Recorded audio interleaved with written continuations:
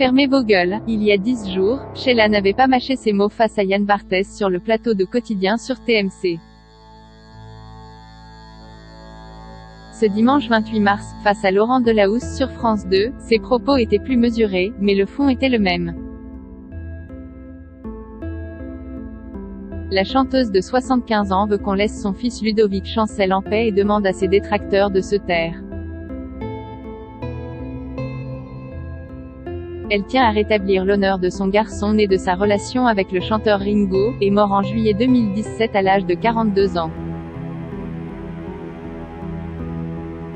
Moi, je veux que Ludo, il soit en haut, c'est une belle âme. C'est un garçon qui a un cœur énorme. C'est un cœur sur pattes en réalité. C'est ce qui l'a, je crois, emmené dans ses dérives parce que trop gentil, a confié Sheila au bord des larmes dans 20h30 le dimanche. C'est elle-même qui avait confié que son fils s'était éteint des suites d'une overdose de cocaïne dans les colonnes de Paris Match en novembre 2017.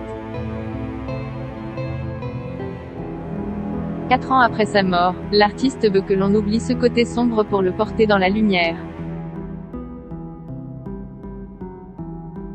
Pour cela, elle rend hommage à son fils dans la chanson « Cheval d'Amble » qui figure sur son nouvel album venu d'ailleurs dont la sortie est prévue le 2 avril prochain. Au-delà d'une chanson, c'est plus de la poésie, c'est un message pour lui, et surtout je pense que ça peut rendre service aux mamans qui ont vécu la même chose que moi, parce que malgré tout, on se dit « Mais qu'est-ce qui s'est passé ? Quelle est notre erreur ? C'est humain », a expliqué l'interprète de « L'école est finie. » Qu'on le laisse dans la lumière, l'artiste précise néanmoins qu'on n'est pas responsable de la vie de quelqu'un de 40 ans, mais s'interroge quand même.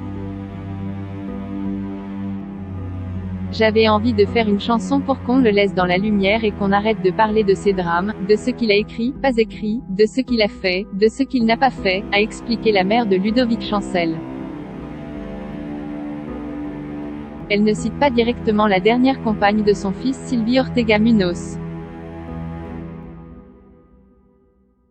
En 2018, la chanteuse avait perdu un procès en diffamation contre cette dernière. Article écrit en collaboration avec 6 Médias.